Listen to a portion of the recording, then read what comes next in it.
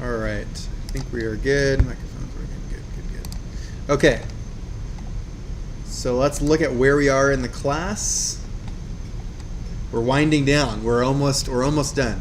We have 2 more weeks of official class, then we have finals week.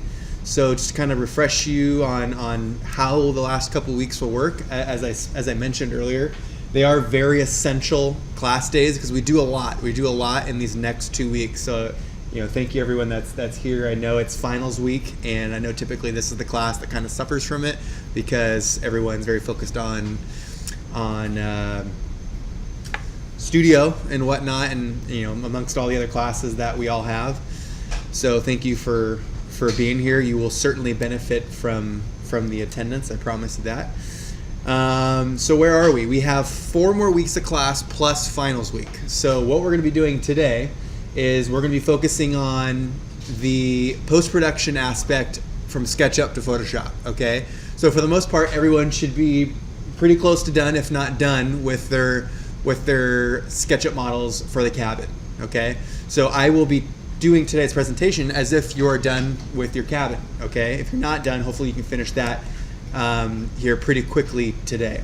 All right. So today we're going to focus on the post-production of elevations. Next class we'll focus on the post-production of floor plans. Okay. And then next week we're going to focus on the post-production of a section and then also perspectives. Okay. So that pretty much takes up all of our time. So that's 4 classes. That's what we have left. The following week, which is finals week, how that works is we are required to meet one time. We can meet up on Monday, or we can meet up on Wednesday. So typically I pick Wednesday because most people appreciate the extra day to just kind of dial in their work a little bit. So we will have class on Wednesday. All you'll be required to do is walk in and hand in your portfolio. I typically bring some cookies or something like that. We all hang out, look at each other's portfolios for 15-20 minutes, have a cookie, and then I send you all on your merry way, and and the semester's over. Okay. While we're on that subject, we all did, or I think everyone in here, most people in here did our portfolio review last week. So you should be spending a good amount of time the next couple weeks dialing in these portfolios. Don't underestimate that. I know a lot of people weren't able to make the progress maybe they were hoping to for the review. A lot of people did though, which is great. But do not let it wait to the last minute. I promise you will not do well if you wait to the last minute to work on that portfolio. So work on it. If you work on it an hour each day or something like that, would be fantastic, or some variation of that. Okay. Feel free to ask me as many questions as you want during the lab time on the portfolio. I'll focus mostly on helping you guys on these assignments that we're going to be working on the next couple days, but I expect to see most people working on their portfolios simultaneously in this class. All right. So feel free to ask me any questions that you want. Part of the requirement for the portfolio is to bind your portfolio. All right. So everyone here is going to have to print and bind it. So where will you do that? Okay. There's lots of places that do printing and binding. Most people are probably familiar with FedEx Kinko's. Okay.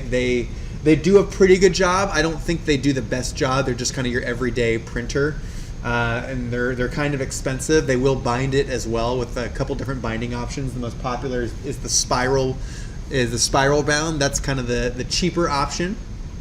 I promise I won't grade anybody on how nice or not nice the binding is.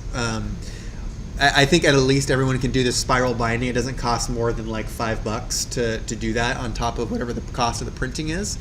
I assure you that the overall aesthetic of that portfolio will highly benefit from spending a couple extra dollars though on the printing process. If you have the choice of spending $10 or $15 or $15 versus $20 on printing the portfolio, in terms of maybe a little bit nicer paper, maybe you print on photo paper instead of regular paper, it makes a big difference. I promise you that.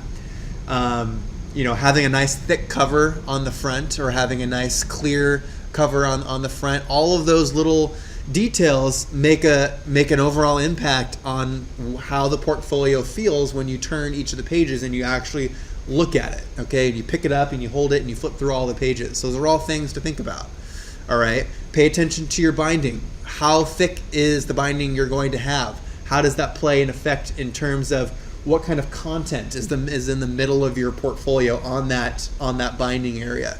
Okay, so I know I talked about in the past to be aware of that, but it could vary. It could vary depending on whether or not your binding is, you know, half an inch thick, an inch thick, quarter inch thick. So just be aware of those things. I get far too many students that, you know, I'd probably say a quarter of my students typically each semester, you know, have content that's flowing right into that binding, and it's cutting it out of it, and it, you know, ends up just not looking the way that they probably imagined. You know, you put forth a lot of hard work when designing the portfolio. So just make sure to keep those things in mind, and make sure you allocate the room or adjust the content appropriately so that you can adjust for those bindings. All right.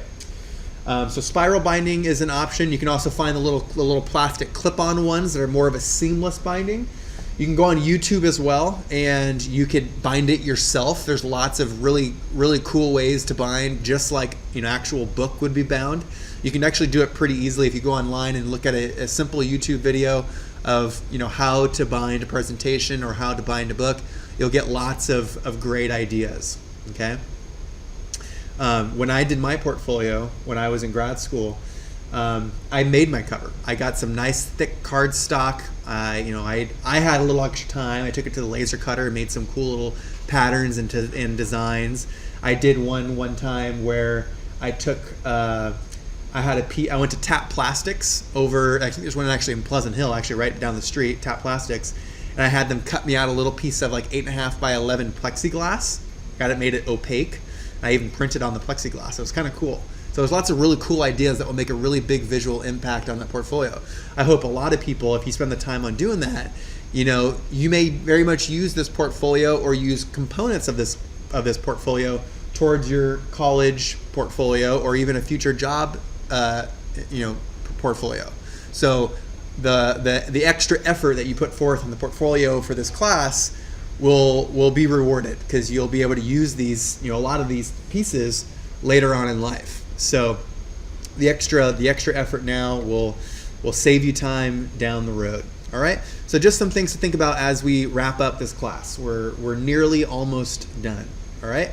So as I mentioned, today we're going to focus on exporting elevations out of SketchUp, and then we're going to do some post-production in Photoshop. So this is the fun part. This is the fun part of the semester. We get all the nice flashy graphics that look really great in a portfolio.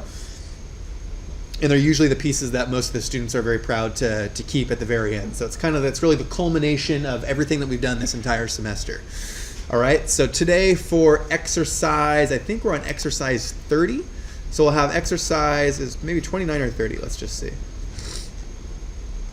So today's exercise 29, we'll have exercise 30, 31, and 32, then we're all done, okay? So what you have to do today for exercise 29 is you have to create a rendered elevation, okay? So we're gonna do partially what we did in Illustrator, how we added the realistic materials, and we even talked about even adding shadows just a little bit. We're gonna take that to the next level. You're gonna get a much more realistic effect out of Photoshop. I think you have a lot more flexibility in terms of adding materials and details in Photoshop. But we're going to take it to the next level. We're going to do a rendered elevation. So we're going to have a nice backdrop. We're going to have shadows. We're going to have a really nice ground plane. And that's what you're going to need to create for exercise 29. So that's just one view, okay? For assignment 6, which you also realize that it's been posted on here for a few days now, but for assignment 6, you will need to have all 4 of the elevations, but only one of them needs to be rendered, okay? So you'll have one rendered elevation and 3 semi-rendered elevations. So the rendered elevation will include everything that I just talked about. The semi-rendered elevation is just going to be simply realistic materials and shadows, okay? If you want to do like a simple ground plane, that's fine too, but you don't need to take it quite to the level that we're going to do today for the rendered elevation, okay? So you have one really nice one and 3 semi-nice ones. But by all means, a lot of you will get really good at the process and you'll realize it doesn't really take that long to do the fully rendered elevation, you may decide to do it for all 4. Okay, I promise you, it probably won't take more than an extra hour or 2 of work to really do all 4, and it'll highly benefit for your portfolio. So it's an option, but I won't grade you down if you don't do that for all 4. Okay. All right. I think that's about it. Any questions? Moving on. Good. All right. Down to the last few classes. Down to the last few classes. So I'm actually going to use a cabin that I did 2 semesters ago. It's a lot more complete, and it works. I think is more visually attractive for this portion of these last few exercises. Okay. So everyone should have a fairly completed model. Okay, you can see that this model is it's very complete in terms of what's inside of it. I have the whole exterior model. I have a couple just basic walls on the interior model as well. Okay, not super. I don't have any furniture or anything in here. You can add furniture if you want. Okay. One critical detail that I would recommend adding is adding glass. It's not essential. You don't have to do this, but you'll notice if I go and change my style, let's see, to realistic. Let's see here. Let's see. We have hidden line.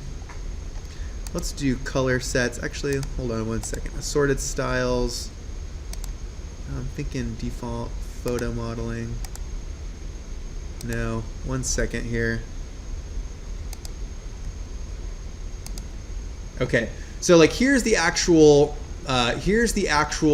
cabin with a bunch of color in it. Now, by no means do you need to add all of this color in SketchUp. In fact, I would encourage you to not waste your time doing this. Okay, I've had this for a while, so I know I've had the time to add all these details.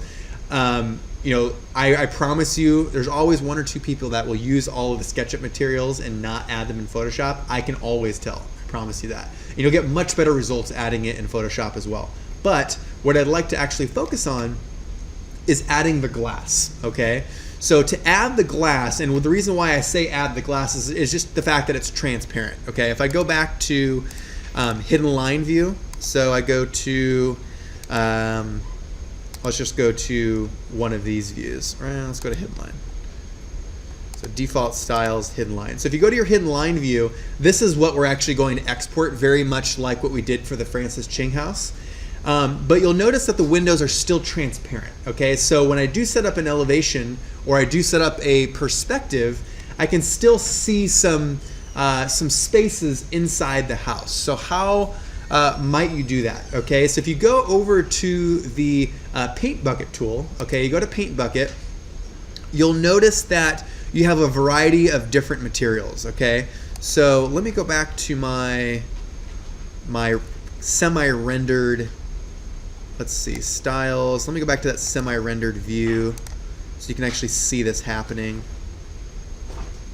Color sets. Okay, so if you go to click on the paint bucket right here, you'll have a variety of different colors and textures that come with SketchUp. Okay, the only one that I want to focus on is the glass. Okay, so for glass, you're going to go down to, let's see, I think it's, where is it?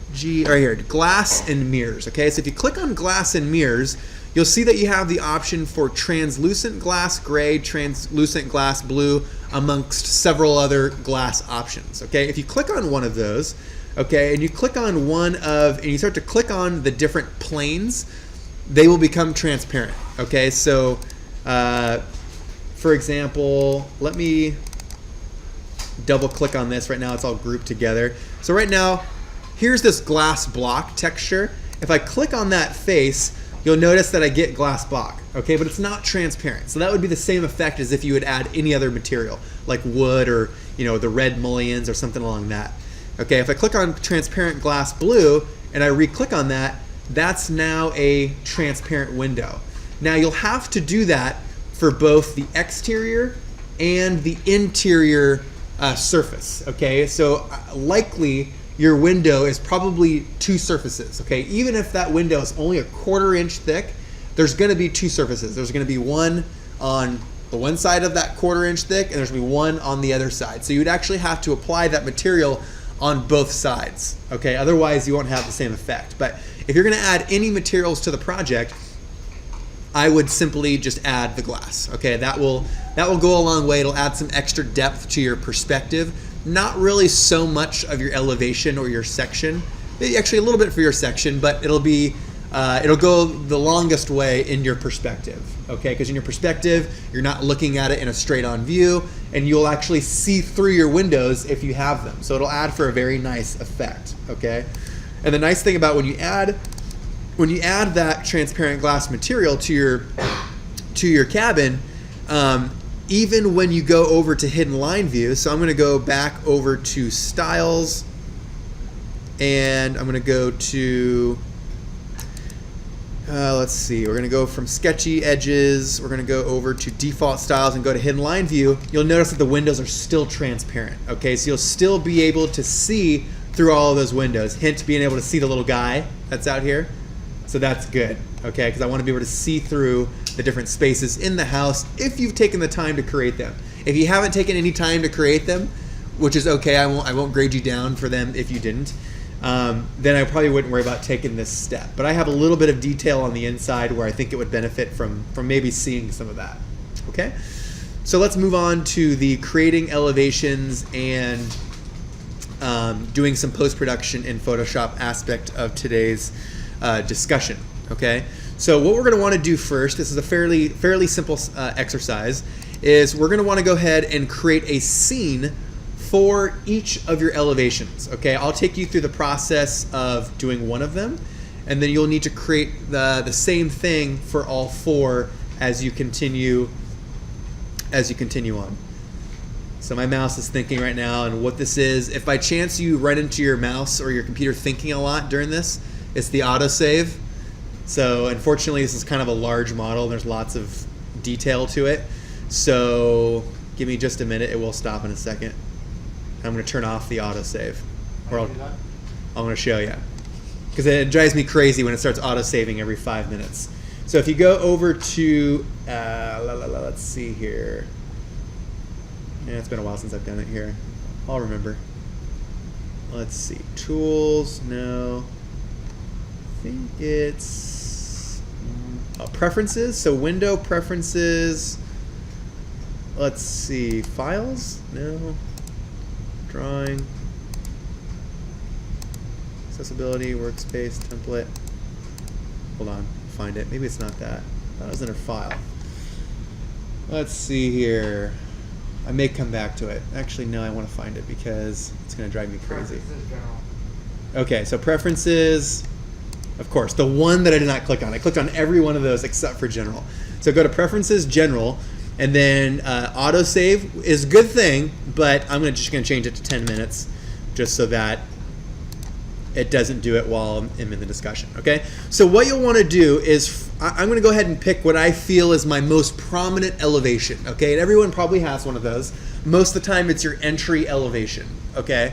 It's usually the most class, it's the most attractive elevation of your project. So everyone usually has like 1 or 2 really good ones, and the other 2 are kind of like back of house areas that aren't the most attractive. I'm going to go ahead and say that my entry over here is the elevation that I want to do this for, okay? So I'm going to go ahead and line this up. Now I can move my mouse around and I can create a near head-on view, okay? So that might look something kind of like this, but what's the problem with this view right now? It practically resembles an elevation. It's very close, but it's not perfect. What is it missing? Anybody? It's still in perspective technically. If you look at it, you can still see these lines going over here, and it's still somewhat in a perspective, okay? We don't want that, all right? Because that's just a perspective. That would be the equivalent to what we're going to be doing for our rendering. So what we're going to do to fix that is we're going to go over to view, and if you go, actually, I'm sorry, we're going to go to camera, and if we go to standard views, you're going to want to use back, left, right, and front, okay? These are basically the same thing as all of our elevations, okay? So if I click on front, you will realize that I am now on the longer side of my elevation. If I change the camera to back, I'll get the other end. Okay, we see that. It's still in perspective though, all right? You might need to just kind of try a couple of these until you figure out which one is left, right. I think it's left. Okay, so left is gonna be, that's one side. So I'm gonna do right. Right will be the side that I want to have for this. So standard views, right. And that will actually give me this elevation that I want. Now, right now, it's still in perspective. So if I go over to view, camera, and I'm going to check parallel projection, okay, parallel projection, and that will give me an actual pure elevation of my building, okay, and that's what we want to do for for today's assignment, okay. I don't need my guy, okay. I'm actually going to end up adding a realistic person later. So I'm going to delete the guy here, and we're going to start to go through that process that we went through for the Francis Ching house. Okay, so you're going to want to think about saving the scene. Okay, so I can go over here to scenes. Once I get it the way that I like, I'm going to go ahead and hit the plus sign. Okay, let's say this looks pretty good. All right, I'm going to go ahead and make sure you leave a little bit of room on both sides. All right, I'm going to go ahead and hit the plus sign, and that will be my saved elevation. All right. I can right click on that, click on rename.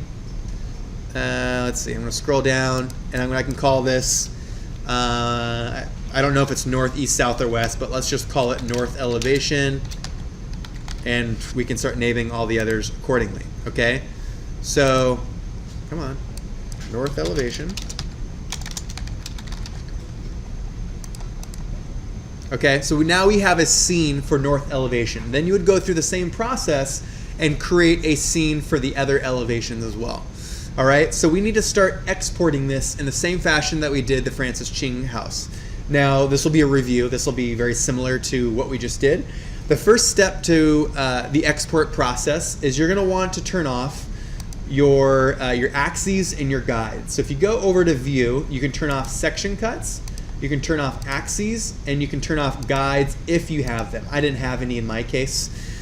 So I'm good there. All right, and that's going to be a nice, just very basic hidden line view of my cabin. All right, for this elevation. So from here, I'm going to go ahead and go to File, Export 2D Graphic. All right, File, Export 2D Graphic, and let's save each of these views to my thumb drive. So week 16A, I'm going to say Yosemite House hidden line.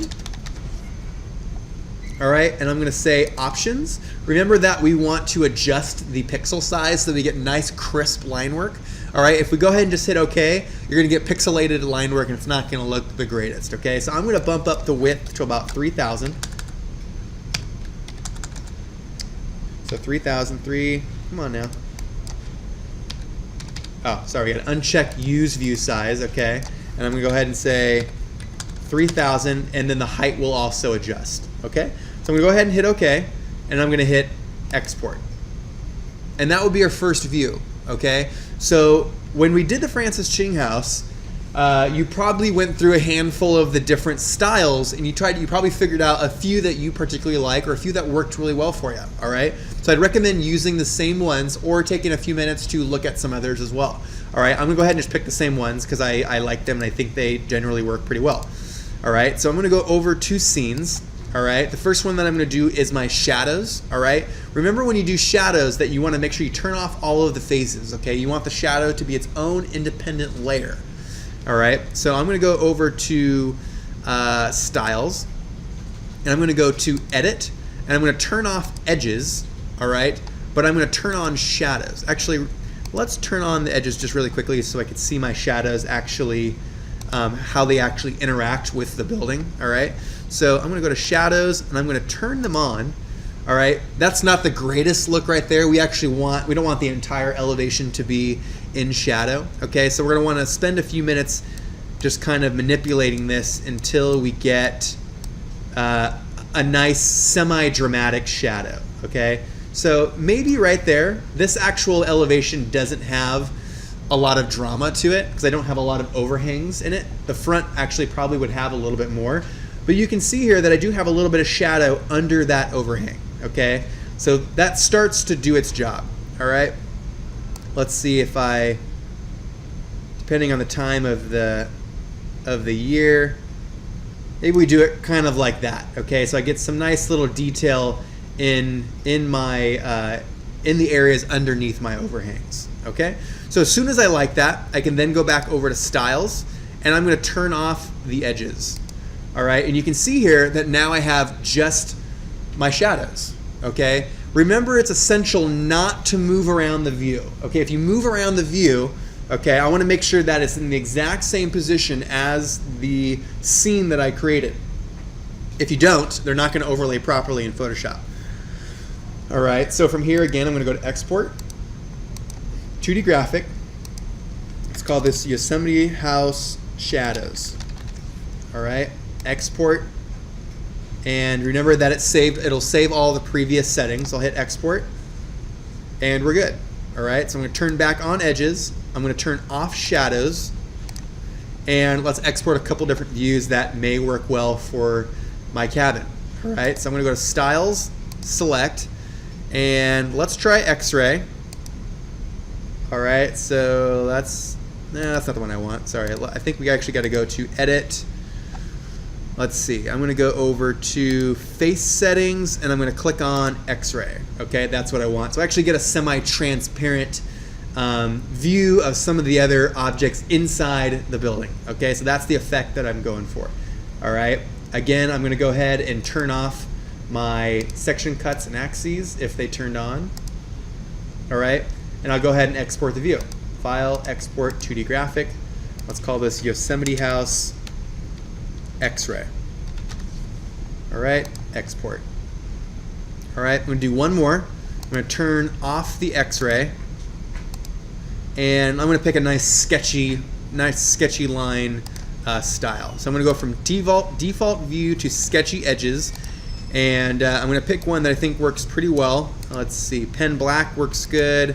I'm going to go ahead and do pen gray. Okay, so I'll do pen gray. I think that looks pretty good, and I'm going to export the exact same view. Remember, turn off your section cuts and axes if you have them on. So I'm going to go to File, Export, 2D Graphic. Let's call this Yosemite House Pen Gray. Export. All right. So as soon as you're done with that, now is the time that you can take it into Photoshop. You can start to add the magic. Okay.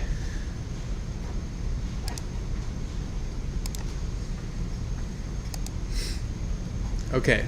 So now that we have all of our views exported, we can go ahead and open up Photoshop.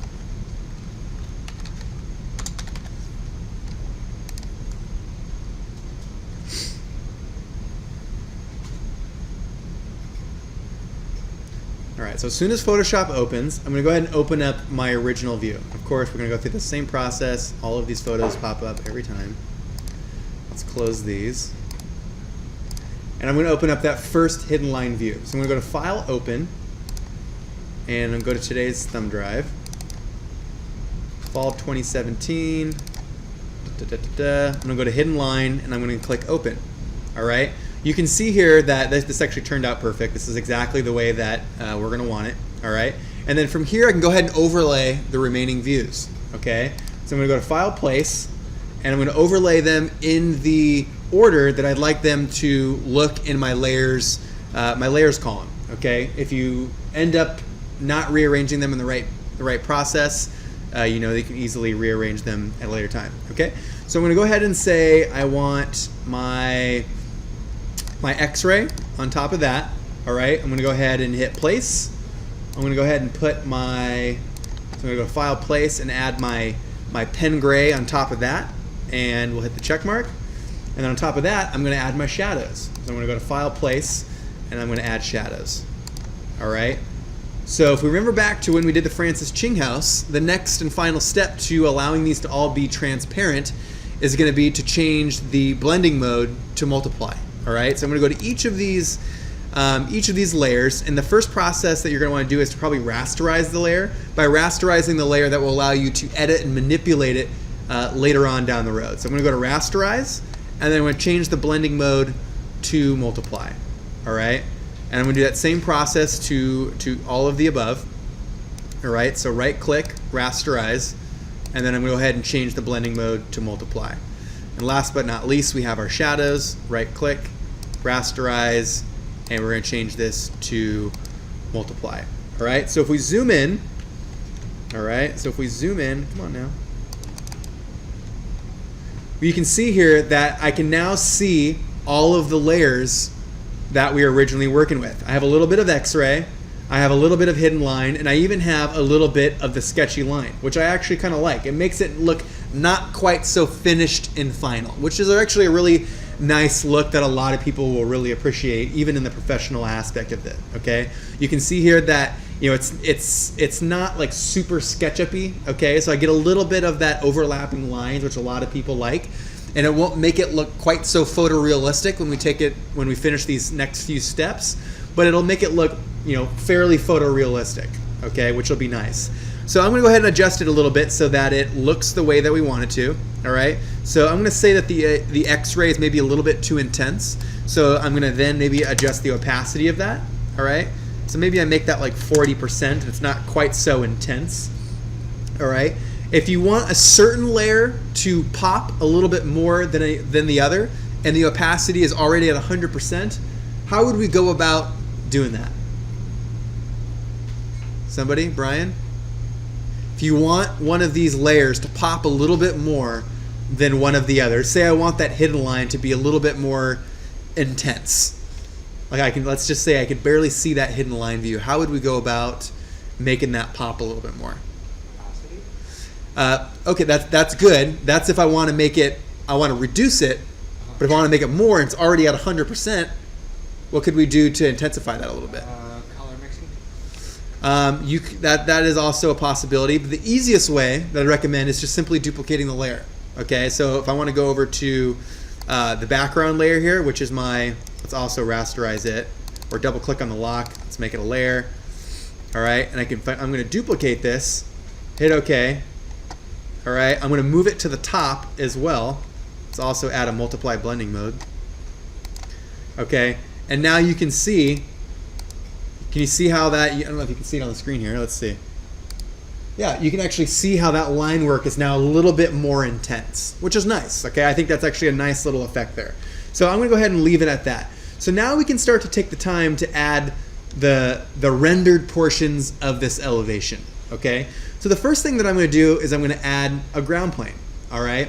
So when I add my ground plane, I want that ground plane to not just be a simple ground plane like we've done in the past. Like when we did Illustrator, we made this nice, very basic flat ground plane that was basically like that, and we filled it in with black and we called it a day. Okay, we're gonna take it to a much higher level. All right, and I'm actually gonna pretend we are actually on a slope. Okay, we wanna make this realistic to the area that we're actually working with. All right, so I'm gonna use my lasso tool here, and I'm gonna go ahead and draw in a new ground plane. All right, so I'm going to pretend that we actually are in Yosemite. We have some slope to our building, and I'm going to go ahead and draw, excuse me, a new ground plane. But before I start drawing, I'm going to create a new layer, and I'm going to call that ground plane. All right, so then I'm going to click on my lasso tool, and I'm going to draw in that ground plane on how that might look. Okay, I'm just going to kind of eyeball it. Okay, so maybe it's kind of like that. Then we do some grading. It's pretty flat over here. And maybe it kind of goes like that. Okay? Whoops. Sorry, let's try that one more time.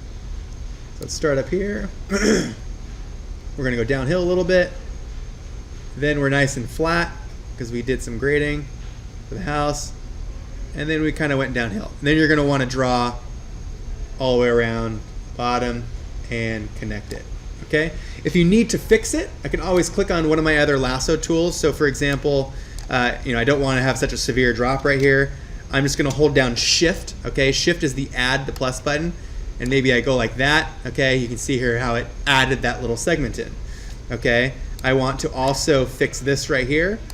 So again, went to my rectilinear marquee tool, holding down Shift, and I'm going to add that little area as well. Okay. So that looks pretty good. It's a not quite so, there's a little guy right here. Let's do that. So it's not quite a super flat ground plane like we've done in the past. it'll actually have a little bit of character to it, which is nice. All right. So from here, I can go ahead and take my brush tool, and I'm going to go ahead and fill it in. All right. So I am going to go over to Layer. Let's see, Layer, New, and I'm going to add a. Let's see. I'm going to go to New Fill Layer, and I'm going to add a solid color. All right, and I'm going to go ahead and click OK. All right, and notice that it added that color to the ground plane. All right. You could also just go to Edit Fill, and Edit Fill would fill in that lassoed area with that fill. But the reason why I chose the fill layer is because I can now hit OK, but I can also go back and change it at a later time should I want to do that. All right. So maybe I want it to be a little gray instead of black. All right, those are just options that you'll have by adding that fill layer. For now, I'm going to go ahead and leave it as black. All right, so that's a nice ground plane. Remember, this is an elevation. This is not a section. Okay, you're not going to see the foundation of the cabin, or you're not going to have that real flat aspect, you know, like you would see in a section. Okay, we'll do that a little bit later. All right, we're actually in this portion of the exercise, we're actually cutting through the dirt. We're cutting through the dirt, we're cutting through the grass that might be located around the building. Okay, so I'm going to go ahead and take it to the next step, and I am going to add some grass. Okay, so I am going to go over to my, let's see, actually let me think about this for a second.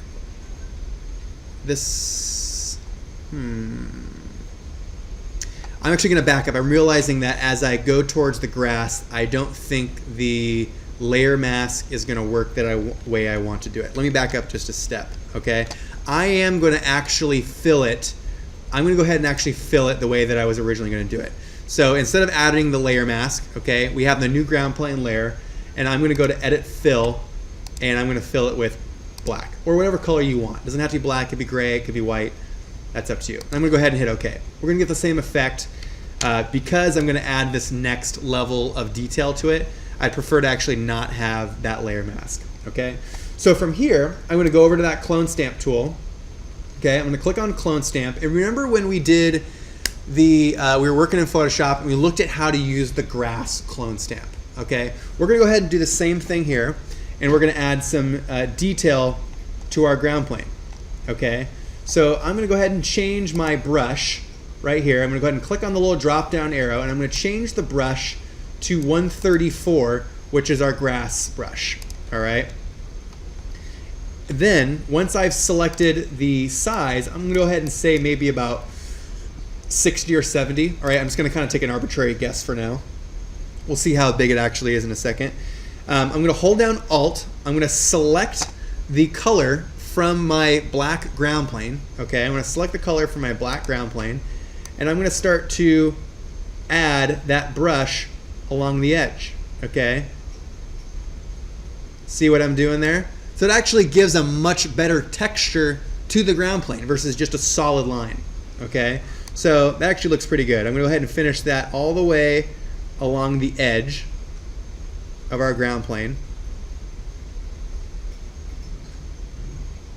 Okay, so it might look something kind of like that.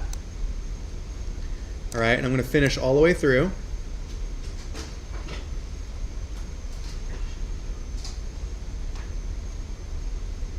Bear with me for a sec.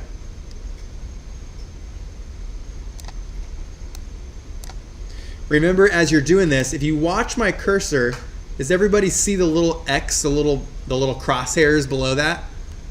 Can everyone see that moving around? That's where the clone stamp is pulling the color from. So if you're not getting the color that you want, that means that that X is not in the right location. So again, if you need to pick what you're doing your clone stamp from, you would hold down Alt. I usually pick below it so that as I use the tool, it continues to pull from that area below.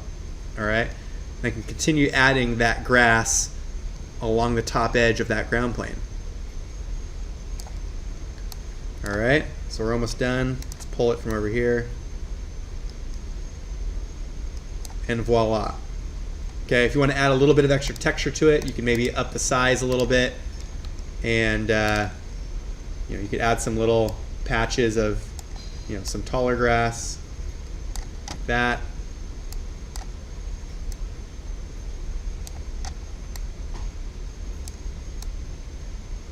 All right. So there's just a couple options that you have. Okay. So that looks pretty good, right? We like that. So now we can go on to the next couple aspects of the rendered section. All right. So I'm going to turn off the ground plane for now, and let's go ahead and move on to adding a background image. Okay. So from here, you're going to want to go to the internet, go to Chrome or whatever browser you use, and I'm going to go to Creative Commons. And I'm going to want to find a background image. Now remember when we were talking about, we were doing the very similar process earlier on in the semester, and we talked about paying attention to things like shadows, okay? Paying attention to shadows, scale, and perspective of the background image, okay? So earlier, when I was in Sketchup, I chose some shadows that were going in a certain direction, right? So if we go here to Photoshop and I turn on, you know, we can kind of get an idea that my sun is coming over here from the left, okay? Because I can see the shadows going in that direction.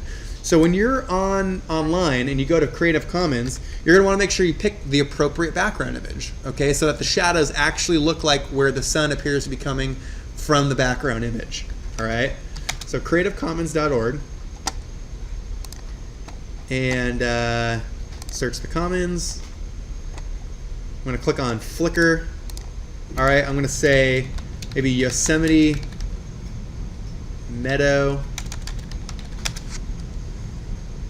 All right, and let's pick a nice scene for my cabin here. Okay, this is probably a good one. I think I even did a rendering earlier on with this same image.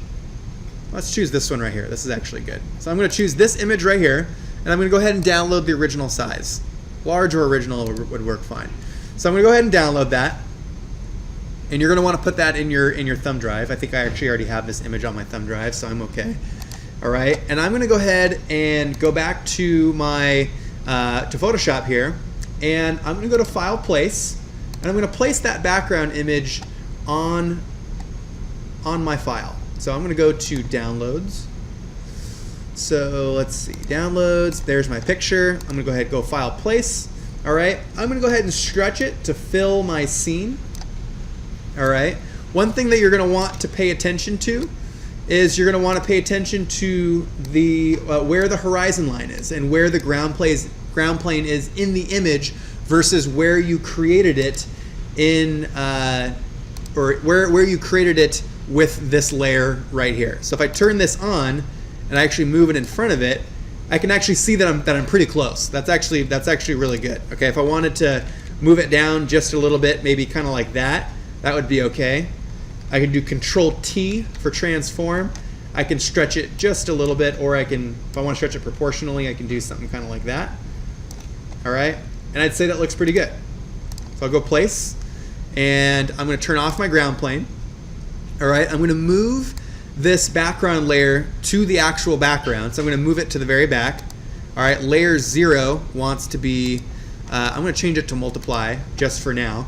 And you can see here that I can see my line work, but right now I can't really see it well enough because of that background image. Okay, so what I'm going to do is I'm going to turn off the background image for now, and with layer 0 selected, I am going to click on my magic wand tool, which is going to be right here behind quick selection. Go to magic wand, and I'm going to select the background. Okay, the background of my hidden line layer, or really any of these layers right here minus, actually hidden line is really the best one because all of our lines are enclosed around the building. Okay, so it won't try to select any of the inner areas. And then as soon as you do that, I can then go and reselect the background layer, turning it on, all right? And then I'm gonna go ahead and create a layer mask of it, okay? So I have the layer selected, I have the marquee in the right place, and I'm gonna go ahead and hit layer mask, okay? And notice that it cut out the area that it wasn't selected, okay? That's perfect, it's exactly what I want, all right? So from here, I'm gonna go ahead and turn on my ground plane, all right? That looks pretty good. I can even see a little bit of ground plane in the background, which is fine. And now I can start to add some of the finishing touches, okay? Things like materials, things like shadows, okay? And make them look a little bit more realistic, okay? When we were working in Illustrator, we talked about adding a reflection, okay? We talked about adding a reflection to our windows, okay? And while you go and add some of these other details, if you want to turn off some of these other layers for now, that would probably help you, all right? So I'm going to turn off X-ray, I'm going to turn off shadows, just so that I only have one layer active and it's nice and easy to see.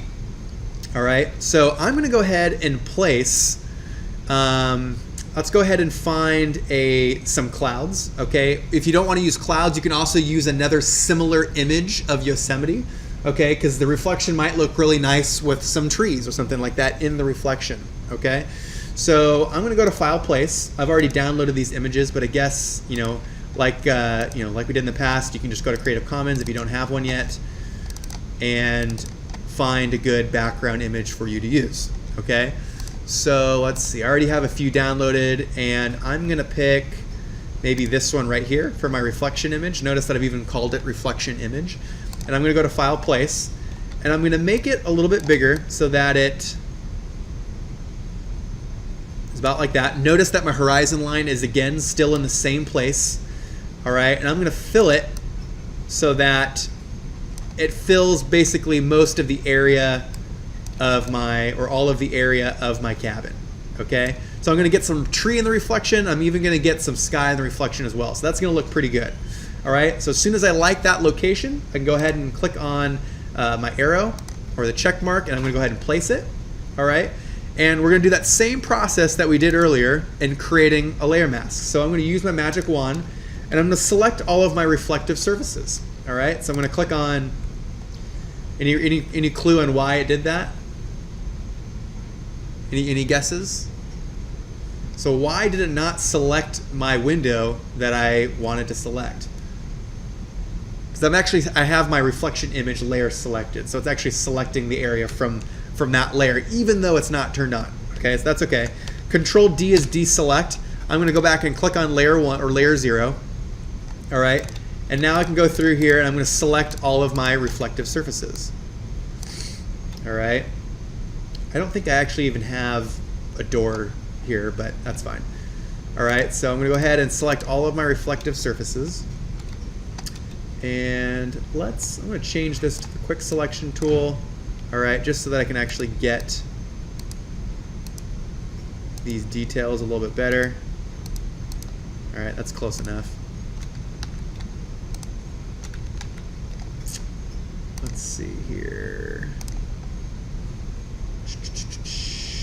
Might have to use a combination of both. All right, that looks good. So I got all that entire window. Let's pick these spaces as well.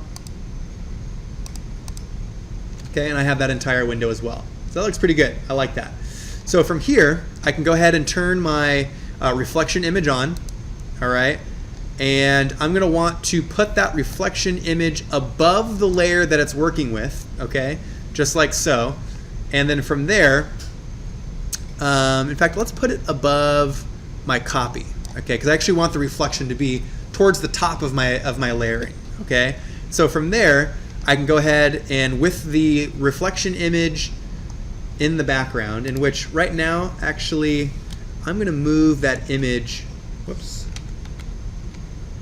I'm going to move, actually, no, that's fine. I'm going to move, so the image is right there. I'm going to go ahead and click on my layer mask, okay, and notice that now we have that image in the windows, okay. Right now it's a little bit too intense.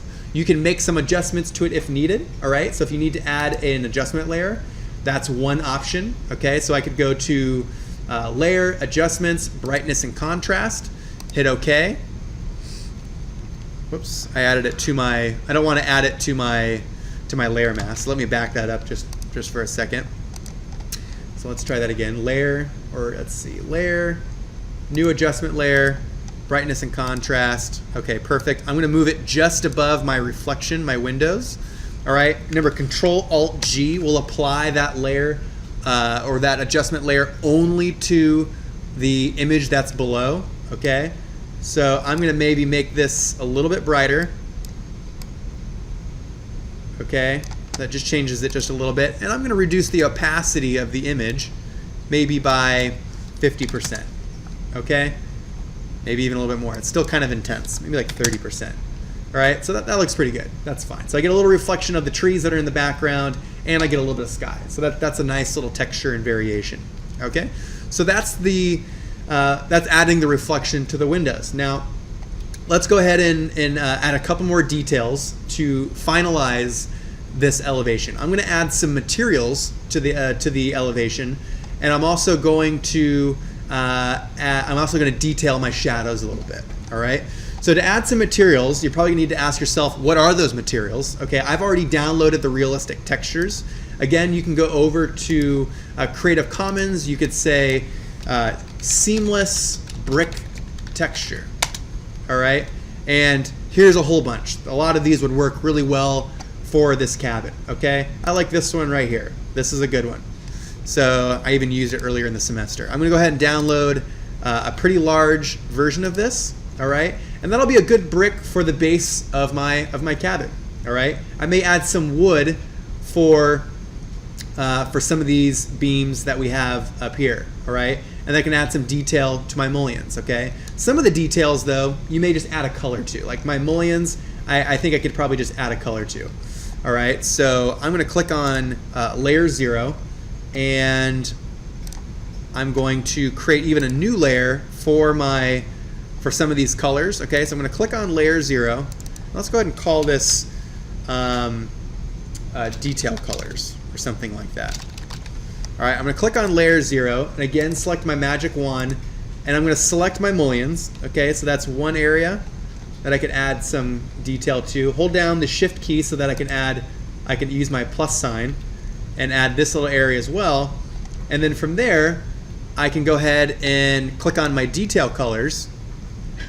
Okay, and I can go to Edit Fill, and I can go to, let's see, Edit Fill, and click on Color, and I could say, all right, I want my mullions to be maybe a nice aluminum. All right, so maybe that's just gray. I'm going to hit OK, and hit OK again. All right, and that would add that fill. Now another option, I could backtrack, and I could also say, I can go up to Image, Layer, and I can do New Fill Layer. Okay, just like we did earlier. Solid color. And let's call this window mullions. Okay, this is probably actually the preferred way because you can always change the color later on in the future. And I'm going to go ahead and OK, and I'm going to say gray. All right, and that's pretty good. A little too dark? Maybe so. I can turn it down. Okay, and that would be my mullions. All right, so let's add the brick. All right, I'm going to call this brick texture. Okay, I'm going to click on brick texture, that new layer selected, and I'm going to go to File, Place, and we're going to want to tile the image appropriately. Okay, so I'm going to go over to Downloads, which is where my brick texture is. I'm going to go to File, Place, and notice that, right now the texture is very small. So the first question you're going to want to ask yourself is it the right scale? This is only like 3 feet tall right here, maybe 2.5 feet tall, which is maybe the equivalent to, what is that? If you know the size of a brick, the size of a brick is 4 inches by 8 inches by 4 inches, roughly. Yeah, about like that. So you do the little math, you can kind of figure out about how big that should be. So my guess is, let's see. Whoops, sorry, I accidentally deleted that. Let's go to File, Place, add the brick. Okay, and I'm going to make this about, that's probably about right. Okay, that's probably about the right scale. I'm going to go ahead and say Place.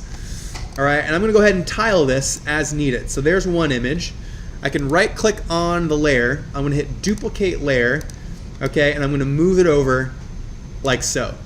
Okay, so now I have that brick filling all of the areas that I want it to be placed. Okay, plus much, much, much more, but that's okay. All right, so I'm going to merge these two layers. All right, so I'm going to select both of them, and I'm going to say Rasterize Layers, and then I'm going to right click on them, and I'm going to say Merge Layers. All right, and then from here, I can even call this Brick Texture. From here, I could place that texture directly above, we'll say Layer 0 Copy. Okay, and I'm going to turn it off for just a second, and I'm going to use my Magic Wand tool, and I'm going to select the right the right layer. So I'm going to select the areas that I want that brick texture to be. Okay, like that. Go back to my brick texture, and then I'm going to click on Add Layer Mask. Let's turn it back on too. And let's click on Add Layer Mask. Okay, and now we have that brick texture. Okay, you're going to want to follow that same process for all of the different areas on your cabin. Okay, so I'll add the last couple bits in just a few minutes, and then I'll let you guys start working, and then I'll show you the final aspect of it, or the final look of it, in a few minutes. Okay, I don't want you to have to watch me for like 10 minutes adding that. But let's move on to the next portion, which is going to be to add some shadows. Okay, so what I'm going to do is I'm going to turn back on that shadow layer. All right, so I'm going to click on my shadows layer, and if you look back to the Francis Ching project, we can start to add some detail by adding what kind of layer? Remember what that's called? Or what tools would we use? Dodge and burn, right? Dodge and burn, okay. So I'm gonna go ahead and create a dodge and burn layer, and I'm gonna add it to right above my shadows, okay. So I'm gonna click on, let's see, where's my shadows layer? And I'm gonna go to Layer, New, Layer, and I'm going to change the mode to overlay, and I'm going to click on overlay, fill with overlay neutral color, okay, and I'm going to hit OK. And then again, Control Alt G, so that this applies only to my shadows layer. So from here, I can start to add a little bit of gradient. I can use my burn tool. Oh, wrong one. So I'll go to my burn tool, and I'll start to add. Oops, sorry about that. I'll add some color variation to my shadow. Okay, so I'm gonna make it much darker right underneath the eave. Okay, maybe kind of like that. All right, maybe we add a little bit over here as well.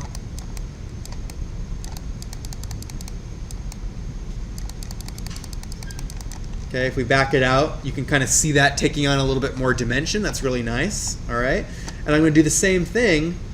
Instead of the burn tool, though, I'm going to use the dodge tool, and I'm going to make my size of my brush a lot bigger, and I can start to fade out the ends of it. Okay, you can see how that's getting lighter. So that looks nice. I like that.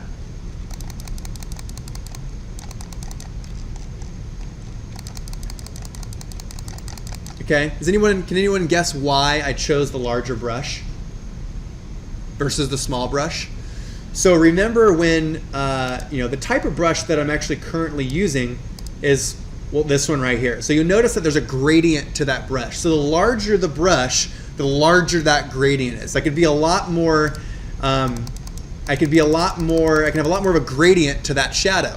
Whereas if I changed it to something like this, right here, notice that if I select this, notice that edge right there, see how it's a really hard edge now? That doesn't look very good, right? So I'm going to back that up just a little bit. And I want to make sure I use that brush with the gradient edge, okay? And I can start to filter some of the edges of those shadows. So we have a really nice gradient to everything that we're doing. Okay? That looks good. All right? So I'm happy with that. So I'm going to go ahead and move on to the last aspect of this, which is going to be to add a figure of scale. Okay, so this is the last thing that you're going to want to do for this elevation. Okay, so let's turn everything that we have on. All right, let's turn on all of our layers. We have our ground plane. We have our we have our pen gray, our X-ray. We even have our background layer. Okay, and so now I'm going to go ahead and add a person. Okay, so I'm going to go to File, Place. And I've already downloaded some people. You guys have already created some earlier in the semester. You can also go on to Creative Commons. You can find them. You can find them on Google. You can find them on the Digital Tools website. There's plenty of people as well. Okay, I've already downloaded a few. So let's say I'm going to use, so I have people. Let's add maybe these people right here. Okay, this looks pretty good. I'm going to select them. Place them into my image. I'm going to want to make sure they're the right size. Okay, so I'll place their feet right at the ground plane. Go ahead and hit place. Actually, I probably should have adjusted the size first. And I can go ahead, holding down Shift, adjust them so that maybe they're a little bit smaller than my than my door frame. Maybe about like that, okay? And I'll go ahead and place them. And we add them like right here off to the side so they don't really interfere with the actual image, okay? Maybe about like that. That adds a nice little level of scale to our elevation, okay? So let's see, what else could we do? That's really about it. That's a nice rendered elevation. I'm gonna add the texture and the materials to the rest of my cabin, okay? I won't make you watch me, but I'll go ahead and call you guys to attention in just a second. One more thing that I think might look good is adding a little bit of a gradient to the top, okay? This might mimic maybe a sun, okay? It might mimic a handful of things, but I'm gonna go ahead and create a new layer. I'm going to add it to the very top, and I'm going to call it Gradient. Okay, and I'm going to go over to my Gradient tool, which is going to be right here, Gradient tool, and let's see how we want to do this. I want to change this to that so that the end of that gradient is transparent, okay?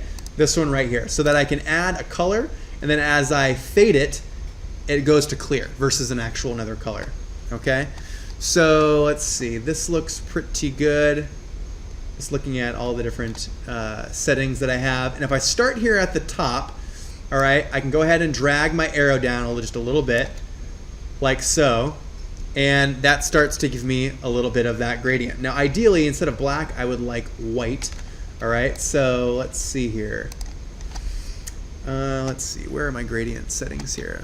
If I double click on this, let's make that white. Let's try this again. Perfect. Okay, that's what I wanted it to do. So I changed that to white. You don't quite have as much freedom as you did in like Illustrator or InDesign with the gradient tool here, but you'll notice that if I just drag the arrow down just a little bit, you'll notice that I get a hard, just barely a little bit of a gradient. If I hold down the arrow for longer, you'll notice that the gradient extends a little bit further. Okay, so it actually looks like it kind of washes out the top of the page. I think that actually looks nice. It makes it not quite look so harsh. All right. Another option is the radial gradient. So if you wanted kind of the look of maybe a sun or something like that, I could change this to maybe a little bit of a yellow color. Okay, and I could say from this corner something kind of like that. That's a little too intense, but maybe I do something kind of like that. I could even adjust the gradient the opacity to like 50%, and you might start to get some of the effects that you want. Okay, I'm going to stick with the linear gradient. Let's make this white, and I'm going to do something about like that. Okay, I think that looks pretty good. So why don't you guys go ahead and get started? That's already a pretty long video right there. Okay, so if you guys look back up here, I just added a couple more materials. This is a great example of what the final product might look like, okay? So you'll notice that I have all my different textures and my layers, okay? You can even finish it off by cropping it, all right? I don't need quite that much ground plane, so something maybe about like that would work just fine, okay? Although I'm losing part of my gradient, but I can always add that back in a little bit. But that would be in a good example of a really nice rendered elevation. Okay, shadows, materials. We have a nice ground plane, a nice background image as well. Okay, nice scale figure, reflection of the windows, A++. Okay, so remember that all you need for your other 3 elevations, if you want to do all 4 like this, that's great. But all you need for your other elevations would be let's see, let me just turn off a few things and I'll show you what that might look like. So we don't need people. So you could be like that. You could also take it even a step further and you could say that it would be just that, okay? That's just adding, you don't even need to do the the really nice gradient shadows, but you can see obviously every time I remove one of these layers, it adds a level of texture or removes a level of texture from the elevation. But this would be very okay for the other 3 elevations, okay? And then just one needs to be rendered, which would include the ground plane, people, the nice shadows, and background. Okay, so that's it. Go ahead and get to work. If you have any questions, let me know. I'll start uploading this to Canvas.